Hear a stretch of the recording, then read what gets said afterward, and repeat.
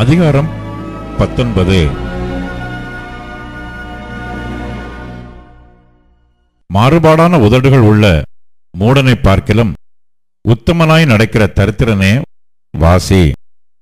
ஆத்துமா அறிவில்லாமல் இருப்பது நல்லதல்ல. கால் துரிதமானவன் தப்பி நடக்கிறான். மனுஷனுடைய மதியினம் அவன் வழியை தாறுமாறாக்கும்.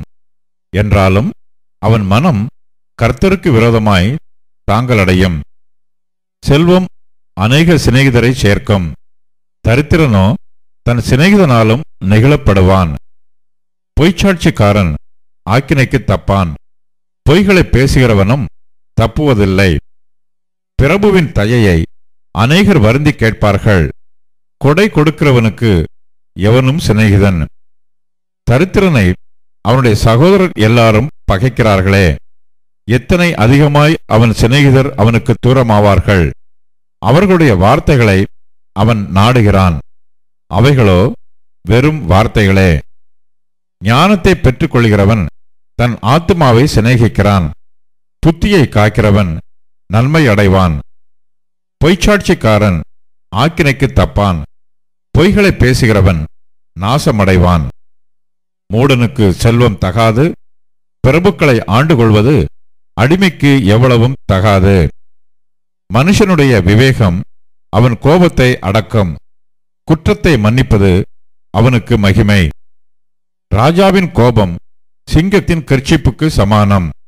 அவனுடைய தயை புல்லின் மேல் பெய்யும் பனிபோல் இருக்கும்.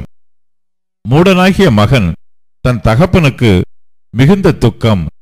மனைவியின் சண்டைகள் ஓயாத ஒழுக்கு. வீடும் ஆஸ்தியும் பிதாக்கள் வைக்கும் சுதந்திரம். புத்தியுள்ள மனைவியோ கர்த்தர் அருளும் ஈவு. சோம்பல் தூங்கி விழப்பண்ணும். அசதியானவன் பட்டினியாயிருப்பான். கட்டளையை காத்துக் கொள்ளுகிறவன் தன் ஆத்துமாவை காக்கிறான். தன் வழிகளை அவமதிக்கிறவன் சாவான். ஏழைக்கு இறங்குகிறவன் கர்த்தருக்கு கடன் கொடுக்கிறான். அவன் கொடுத்ததை அவர் திரும்ப கொடுப்பார். நம்பிக்கை இருக்கு மட்டும் உன் மகனை சிட்சை செய். ஆனாலும் அவனை கொல்ல உன் ஆத்துமாவை எழும்ப ஒட்டாதே. கடுங்கோபி ஆக்கினைக்குள்ளாவான். நீ அவனை தப்புவித்தால் திரும்பவும் தப்புவிக்க வேண்டியதாய் வரும். உன் அந்திய காலத்தில் நீ ஞானமுள்ளவனாய் இருக்கும்படி ஆலோசனையை கேட்டு புத்திமதியை ஏற்றுக்கொள். மனுஷனுடைய இருதயத்தின் எண்ணங்கள் அநேகம். ஆனாலும் கர்த்தருடைய யோசனையே நிலை நிற்கும். நன்மை செய்ய மனுஷன் கொண்டிருக்கும் ஆசையே தயை. பொய்யனை பார்க்கிலும் தரித்திரன் வாசி. கர்த்தருக்கு பயப்படுதல் ஜீவனுக்கு ஏதுவானது. அதை அடைந்தவன் திருப்தி அடைந்து நிலைத்திருப்பான். தீமை அவனை அணுகாது. சோம்பேறி தன் கையை கலத்திலே வைத்து அதை திரும்ப தன் வாயண்டைக்கு எடுக்காமல் இருக்கிறான். பரியாசக்காரனை அடி. அப்பொழுது பேதை எச்சரிக்கப்படுவான். புத்திமானை கடிந்துகொள். அவன் அறிவுள்ளவன் ஆவான். தன் தகப்பனை கொள்ளையடித்து தன் தாயை துரத்தி விடுகிறவன் இலச்சையையும் அவமானத்தையும் உண்டாக்குகிற மகன்.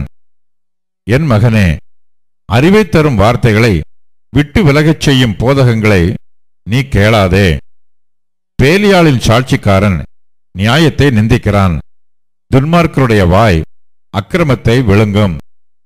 பரியாசக்காரருக்கு தண்டனைகளும் மூடருடைய முதுகுக்கு அடிகளும் ஆயத்தமாயிருக்கிறது.